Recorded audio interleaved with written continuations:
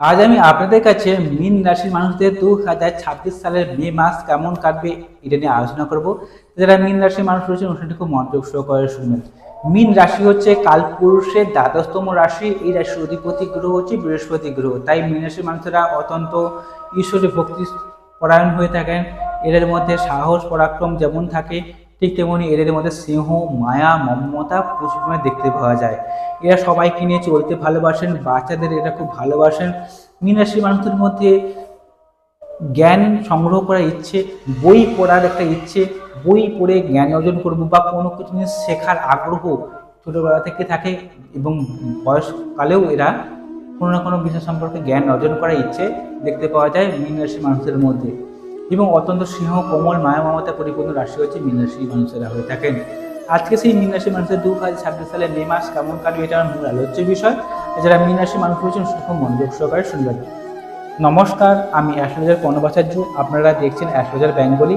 এই চ্যানেলে আপনাদের সবাইকে স্বাগত জানাই। আপনারা নতুন হয়ে থাকলে চ্যানেলটিকে সাবস্ক্রাইব করবেন, বেল যেন টিপবেন, অল নোটিফিকেশনে ক্লিক করে দেবেন। এর ফলে প্রত্যেকটি ভিডিও আপলোড করা মাত্রই আপনারা সবার আগে নোটিফিকেশনটি পেয়ে যাবেন।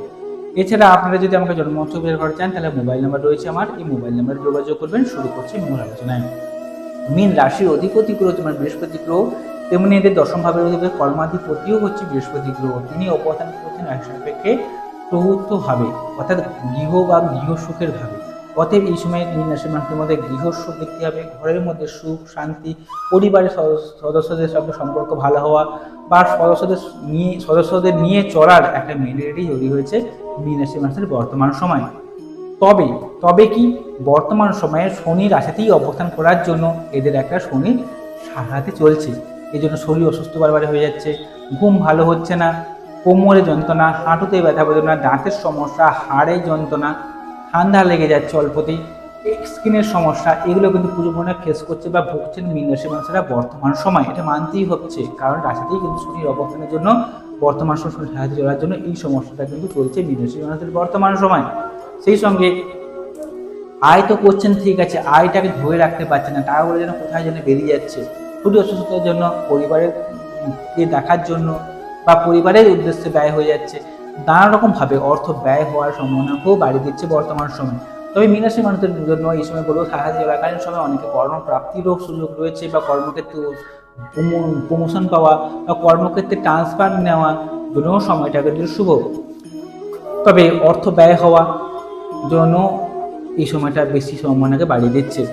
কর্মক্ষেত্রে চাপ, কর্মক্ষেত্রে প্রেশার চলছে প্রচুর পরিমাণে মীন রাশির মানুষদের। এই সময় যারা কর্ম করছে মীন রাশির মানুষেরা কর্মক্ষেত্রে প্রচুর চাপ রয়েছে, কর্মক্ষেত্রে প্রেশার রয়েছে। আপনার যারা ঊর্ধ্বতন কর্তৃপক্ষ বা বস যারা রয়েছে তারা আপনাকে দিয়ে অনেক কিছু কাজ করিয়ে নিচ্ছে। তবে এই কাজগুলো কিন্তু ভবিষ্যতে আপনার জন্য উন্নতির পথকে সুগম করাবে, এটাও কিন্তু মাথায় রাখবেন। তবে এই পরিশ্রম, এই কর্মের ফলাফলগুলো পাবেন, একটু অপেক্ষা করে যেতে হবে। মিনিমাম 1-1.5 বছর পরে কিন্তু ফলাফলগুলো পাবেন, কারণ শনি যখন রাশি ত্যাগ করবেন তারপর সেই সময়টাই কিন্তু আপনাকে কিন্তু ভালো ফলাফলগুলো দিয়ে যায়। এটাও কিন্তু মাথায় রাখবেন, এই কষ্টটা কিন্তু ফলাফল আপনারা ভালো দিকে আপনাকে নিয়ে যাচ্ছে। তাই এই সময় পরিশ্রম করে যান। তবে গঠনমূলক কাজের সঙ্গে যারা যুক্ত রয়েছেন তারা অবশ্যই সাকসেস পাচ্ছেন বলা যেতে পারে। দ্বিতীয় ভাবের অধিপতি এবং আপনাদের নবম ভাবের অধিপতি গ্রহ হচ্ছে মঙ্গলদেব। তিনি অবস্থান করছেন রাশিতেও অবস্থান করছেন শনির সঙ্গে যুক্ত হওয়ার জন্য। এই সময় কিন্তু ক্রোধাঘাত লাগার ভয় রয়েছে, দুর্ঘটনা, অ্যাক্সিডেন্ট বা কোনো জায়গায় কেটে যাওয়া, ছিঁড়ে যাওয়ার সম্ভাবনা কিন্তু জোরালো রয়েছে মীন রাশির মানুষের বর্তমান সময়। তবে এটা 11ই মে অবধি সময়টা থাকছে। 11ই মের পর থেকে কিন্তু এই সমস্যাটা কিন্তু কেটে যাচ্ছে। 11ই মের আগের সময়টা রাস্তাঘাট পারাপার হওয়ার ক্ষেত্রে হোক বা কারো কিছু কথা বলার সময় সাবধানতা অবলম্বন করবেন, কারণ ধুমধামে কথা বলার জন্য আপনার শত্রু কিন্তু বৃদ্ধি হতে পারে বা শার্পনেস এসে যাবে কথার মধ্যে, অর্থাৎ অপ্রিয় সত্যি কথা বলার প্রবণতা বেড়ে যাচ্ছে, এই জন্য শত্রু বৃদ্ধি হয়ে যাচ্ছে। এটাও কিন্তু মাথায় রাখবেন। তবে 11ই মের পর থেকে কিন্তু সময়টা আপনার জন্য অনুকূল বা ভালো আসছে, এই সমস্যাগুলো কেটে যাচ্ছে। তারপর থেকে আর্থিক উন্নতি হবে বা টাকাগুলোকে আপনারা একটা সঠিক জায়গায় রাখতে পারবেন বা সঠিক জায়গায় ব্যয়ও করতে পারবেন। ভাগ্য সহায় হবে, আর্থিক কাজগুলো উদ্ধার হবে, পরিবারের সদস্যদের সঙ্গে সম্পর্ক ভালো থাকবে, এটা বলা যেতে পারে। তৃতীয় পতি এবং আপনাদের অষ্টম ভাবের অধিপতি গ্রহ হচ্ছে শুক্র গ্রহ। সেই শুক্র গ্রহ অবস্থান করছেন তৃতীয় ভাবে। অতএব সাহস, পরাক্রম, উদ্যোগ, উদ্যম তো থাকছে আপনার মধ্যে। সেই সঙ্গে মাঝে মধ্যে ঘুম ভাঙতে দেরি হয়ে যাওয়া, শুয়ে থাকি, ঘুম থেকে উঠতে দেরি হওয়া, লেজিনেস ভাবও কাজ করছে মাঝে মধ্যে। তবে যারা ঘুরে ঘুরে ব্যবসা করেন, সেলসম্যানের কাজকর্ম করেন, যারা মেডিকেল রিপ্রেজেন্টেটিভের কাজকর্ম করেন বা কমিউনিকেশনমূলক কাজের সঙ্গে যুক্ত রয়েছেন, তাদের ক্ষেত্রে বলো পুরো মাসটাই শুভ। এই শুক্র গ্রহ আবার আগামী 14ই মের পর থেকে আপনাদের 4th হাউসে অবস্থান করবে। তারপর থেকে কিন্তু গৃহ সুখ আরও বেশি বৃদ্ধি হবে, বন্ধু বান্ধবের কাছ থেকে হেল্প বা সাহায্য পাবেন। যারা ঘরে বসে ব্যবসা করেন, ঘরে থেকে অনলাইনে যারা কাজকর্ম করেন, তারা সাকসেস পাচ্ছেন পুরো মাস জুড়ে। প্রতিবেশীদের সঙ্গে সম্পর্ক ভালো থাকবে, প্রতিবেশীদের কেন্দ্রিক সমস্যার সমাধান সূত্র পেয়ে যাবেন। বন্ধু বান্ধবের সাহায্যে বা বন্ধু বান্ধবের কারণে আপনার কিন্তু অনেক উন্নতি হওয়াকেও নির্দেশ করছে বর্তমান সময়। তো আপনাদের 4th ভাবের অধিপতি এবং 7ম ভাবের অধিপতি গ্রহ হচ্ছে বুধ গ্রহ, তিনি রাশির 2nd হাউসে অবস্থান করছে। এবং শুক্র যে রবি গ্রহ যে 6ম পতি, তিনিও 2nd হাউসে অবস্থান করার জন্য 2nd হাউসে বুধাদিত্য যোগের সৃষ্টি হওয়ার জন্য যারা কথা বেঁচে খান তাদের ক্ষেত্রে সময়টা শুভ। শ্বশুরবাড়ির সঙ্গে সম্পর্ক ভালো হবে, বা আপনার কথার দ্বারা আপনি মানুষকে একটু আপনার দিকে আকর্ষণও করতে পারবেন, এটা বলা যেতে পারে। তবে 15ই মের পর থেকে এই রবি এবং বুধ একই সঙ্গে আপনাদের 3rd হাউসে অবস্থান করবে। তারপর থেকে কিন্তু আপনার কমিউনিকেশন যেমন বাড়বে, আপনার মধ্যে সাহস, পরাক্রম, উদ্যম বৃদ্ধি পাবে এবং সেখান থেকে আপনি মুনাফা বা আর্থিক উন্নতি করতে পারবেন বা মানুষের সঙ্গে ভালো সম্পর্ক বজায় রাখতে পারবেন।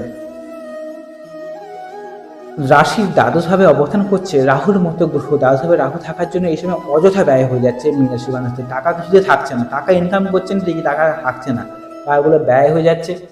এবং শরীর অসুস্থ হওয়া হোক বা পরিবারের জন্য ব্যয় হোক বা নিজের জন্য ব্যয় হোক, মানে ব্যয় হয়ে যাচ্ছে, টাকাগুলো জমাতে পারছেন না। এবং এটা পুরো মাসটাই থাকছে, এটা মাথায় রাখবেন। দ্বাদশভাবে রাহু থাকার জন্য এই সময় কিন্তু ঘুম ভালো হবে না, ঘুমের মধ্যে দুঃস্বপ্ন দেখে ঘুম ভেঙে যাওয়া, এমনটা নির্দেশ করছে। 6ষ্ঠ ভাবে রয়েছে কেতু। 6ষ্ঠ ভাবে কেতু থাকার জন্য শত্রু যখন নাশ হবে, যে কোনো প্রতিযোগিতামূলক পরীক্ষা আপনার জয়লাভে সাহায্য করবে। ঠিক তেমনি কোনো রোগ ভোগে আক্রান্ত হলে কিন্তু রোগগুলোকে দীর্ঘমেয়াদী করে দেবে, বা রোগ এমন একটা অসুখ আক্রান্ত হলে না আপনি সেই অসুখ বা রোগটাকে ডাক্তারবাবু চিহ্নিত করতে পারছেন না, এমন সমস্যাও কিন্তু দেখা যেতে পারে 6ষ্ঠ ভাবে কেতু থাকার জন্য, এটাও মাথায় রাখবেন। লোন প্রাপ্তিতে বাধা হওয়া বা লোন পেতে সমস্যা হওয়ার জন্য সময়টা দেখা যাচ্ছে, এই সময়টা দেখা যাচ্ছে। এবং কিন্তু লোন পরিশোধ করতে গেলেও আপনার যেন কোনো বাধা বা আটকে যাওয়ার সম্ভাবনা রয়েছে, তাই লোন নেওয়ার ক্ষেত্রেও সাবধানতা অবলম্বন করবেন বিশেষ করে এই সময়টা। তবে আমি খুব সংক্ষেপে মূল পয়েন্টগুলো ধরে দিলাম। এবারে যারা স্কুলে পড়াশোনা করছেন বা যারা কলেজে যারা পড়াশোনা করছেন, স্নাতক স্তরে পড়াশোনা করতে ইচ্ছুক রয়েছেন, তাদের ক্ষেত্রে সবার জন্য বলো শিক্ষার জন্য পুরো মাসটাই শুভ। শিক্ষা অর্জনের জন্য পুরো মাসটাই শুভ। সন্তান নেওয়ার ক্ষেত্রে বলবো পুরো মাসটাই শুভ। যারা সন্তান নিতে ইচ্ছুক বা বেবি নিতে ইচ্ছুক তাদের ক্ষেত্রে বলবো সময়টা ভালো, পুরো মাসটাই। প্রেম থেকে বিবাহ হওয়া ইন্ডিকেশন রয়েছে এই মাসে। সম্বন্ধ বিবাহের ক্ষেত্রেও সময়টা শুভ পুরো মাসটাই। ব্যবসায়ী উন্নতি হওয়া, কর্মক্ষেত্রে উচ্চ পদপ্রাপ্তি হওয়া, রাজনীতিবিদের সঙ্গে যারা যুক্ত রয়েছেন তারা সাকসেস পাচ্ছেন, এগুলো বলা যেতে পারে।